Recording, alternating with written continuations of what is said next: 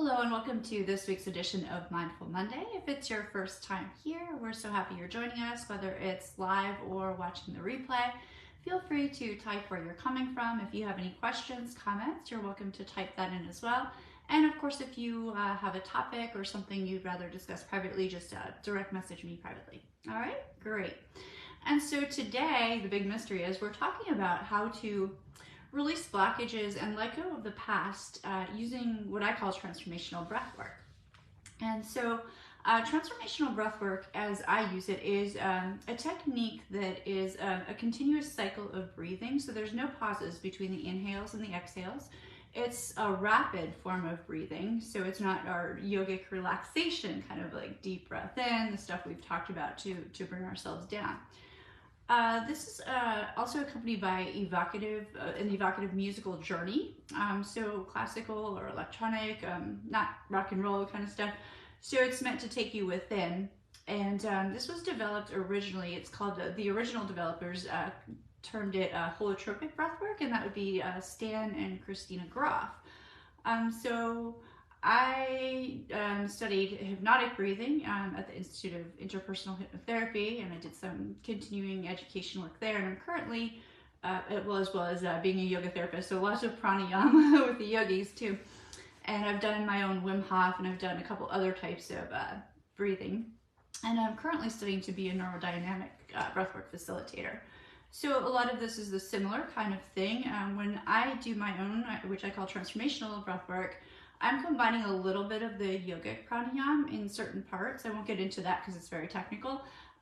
With the kind of the hypnotic or holotropic, the continuous breathing, and the musical journey, of course, as well. And then some things that I'm learning from the neurodynamic breathwork as well. And so why do we do this? You might be asking, right? So this combination is really meant to assist folks into going deep within. And so it'll take you into an altered state, quite honestly. And it's meant to access parts of our subconscious or our psyche that we don't normally have access to. And this can be used to get to past events, past memories. Some people believe it takes them to the birth experience. Some people believe it takes them to past life experiences. And so we also believe, all of us do, that we have an inner healer that's going to guide us, that takes us where we need to go. So you can go in with an intention, which I often do, or you can go in just as a journey to see what's there. And so the benefits are that this is going to bring about greater self-awareness. It's definitely releasing toxins from the bloodstream, from the tissues. It boosts the immune system. We're going into a state of alkalosis, so that's respiratory alkalosis, so that's very cleansing for the body. This is going to improve digestion by reducing the stress on the kidneys and the liver. It reduces physical and emotional stress because you're getting rid of a lot of stuff. It increases mental clarity and creativity. Sometimes when I do a breathwork session on my own, I am like so focused and so creative afterwards. I get like tons of projects done, so I love it. It also can help, as I said, to release past traumas, negative experiences, negative ways of thinking. It creates new neural pathways in our brains, and it's being studied for the use on depression, substance use disorder, PTSD, anxiety, chronic stress, chronic pain, avoidance behaviors, and much more.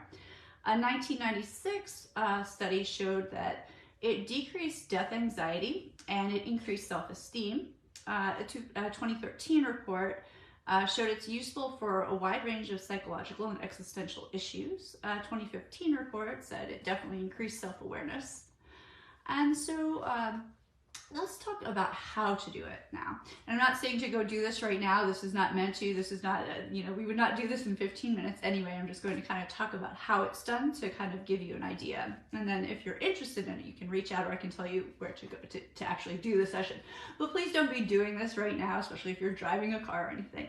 So you're going to be, if you were doing this, you'd be breathing in and out. And it's, like I said, it's a little faster than normal. And there's no pauses. So when we're talking, when we're breathing, we have these little pauses after our inhales, after our exhale kind of thing. So there's no pausing. And we use all three parts. So in yogic, we would say three-part breathing, or dirga. So we have our belly, diaphragm area, and then our ribs, and then all the way up into the upper chest are the three parts of the lungs that we breathe into. So we're going to use all three of those in this transformational breath work. And we actually let our belly inflate on each and every one of the inhales. Now the exhales are going to be a lot more passive. We're not really focused on them. Some folks push out a little bit, but you don't want to be, you know, so it's kind of like,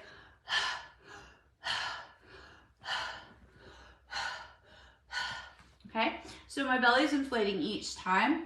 And of course, I like to do it lying down. You can do it seated, but you'd probably recline a little bit more so, at least to start out. Number one, because you want to be safe, because if you're going to do this, we generally do this between 1 and 3 hours, first of all. So as I said, you're going to be in altered states of consciousness. So you want to make sure you're not, you know, going to hit your head or anything else or knock things over that are breakable.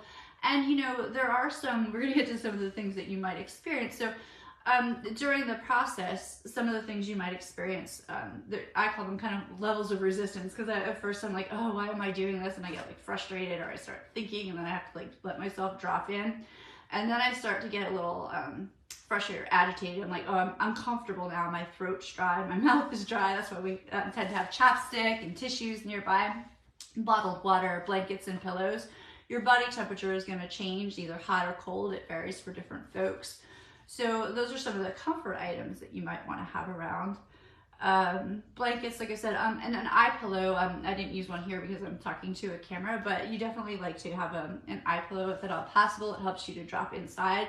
If I'm doing this, you know, on my own, which I don't advise people that have never done this before to do on your own, and you wouldn't really have the means to, but you know, if I have like my recording, so I'll have headphones on, because that'll take me really deep inside as well. If you were doing a Zoom session, you might wear the headphones to do it too. As I said, the length is between 1 and 3 hours. And so some of the other things, it's normal, like I said, for a lot of folks to have this uncomfortableness. So it can be physical. I tend to get the physical more in the beginning. And then it can be emotional, like, and I have a little bit of that, the agitation or whatever. Some folks have great catharsis. You might scream, you might want to scream or cry, and that's fine. Some people like to move their bodies around when they're doing the breath work, which is also fine. If it's not conducive for you to make a whole lot of noise, you live in an apartment or whatever, you can also have a big pillow to kind of scream into your pillow kind of thing. And it's nice to have the pillows to prop yourself up with or to kind of hold on to. So another thing that happens to a lot of first-time breathers, it happens to me because I hold a lot of stuff for if I wait too long to release it, is it's called tetany, and not in the sense that you need to go get a tetanus shot or something like that. But tetany happens when we're doing this type of breath work because we're kind of changing our levels of oxygen and carbon dioxide. So it happens when the carbon dioxide levels drop way down and the pH in the blood goes way up. We're doing that respiratory alkalosis, which is great for clearing and healing, but it can cause this cramping in the hands or the hands and feet. And your hands mine become claws, like crab-like claws, and they kind of get stuck together. This sounds bad, but hold on. And they kind of have like cramping, tingling, numbness, or a paralysis kind of feeling. So that is, it's actually a gift though, because it's a sign that you're holding on to stuff that you need to let go. And the good news is this is completely temporary. If you stop, you know, the transformational breath and just breathe normally, within a couple moments, you're going to feel perfectly normal again with your hands and feet working for you. However, if you know you are comfortable with this, you can breathe through it, and that tends to be where you might have catharsis or breakthroughs and experience more stuff. So the more discomfort you feel, if you can lean into that, unless you feel you're, you know, in need of, you know, stopping, of course. But the more you get used to it, you know, you kind of understand that, oh, there's that again. And so the more you lean into it, the easier it is for it to release. And you definitely want to let your body relax. If I like feel my hands starting to get a little tetanus and I like think, oh, I've got to stop this, I've got to move them and try to, then it's going to, you're tensing up, so it makes it, you know, more uncomfortable, shall we say. If you just kind of relax with it, it tends to pass pretty quickly, and you get some more serious, in my opinion, breakthroughs. So I love that. Sometimes folks will also kind of go into a deep, almost sleep, like they're not asleep, but it's like a yoga nidra kind of state where they might even slow their breathing down for a little while. Some other folks find that their body is naturally going to change from that open mouth breathing to a little bit of mouth and nose, or switching back and forth. And really, once you drop in and you're there, you don't have to worry about, am I doing this right? Because as we said, we have an inner healer, so the body knows what to do. Let's see. And like I said before, you can allow your body to move as well. You can make noises too. It's all a release, so that's kind of interesting. So some of the reasons that you might either not want to do this, so we say contraindications, or that you would need to ask, at least at the very least, your medical professional, that if it would it be okay for me to do this. And you would just say probably holotropic breathing, because they, there's different, like, people aren't going to necessarily know transformational breathing, hypnotic breathing. The oldest trademark one would be the holotropic. So all of these would fall under that. And so definitely if you're under 18, of course, no one's going to guide you unless your parents are there and approve of this and that kind of stuff in writing. If you're pregnant, maybe even breastfeeding, you're not going to want to do this. If you have uncontrolled high blood pressure, meaning your blood pressure is not controlled by blood pressure medications and it's that high, then you would need to at least seek medical opinions on this. Cardiovascular disease, irregularities, including a prior heart attack, you'd want to seek your medical professional's opinion on that. The same for aneurysms, probably not though. And you'd have to ask if you have a history of strokes, seizures, TIAs, epilepsy. You definitely don't want to be doing this if you're taking any anticoagulants like Coumadin, if you've just had a surgery, if you're recovering from illness, if you have a detached retina, glaucoma. If you have osteoporosis to the point where moving could cause you physical harm, then probably not for you. Ask your medical professional. You'll have to ask the medical professional if it's okay for you to practice this. If you have certain psychiatric or psychological things, if you're experiencing severe PTSD, you might want to ask your doctor or therapist kind of thing, or seek this as well as therapy.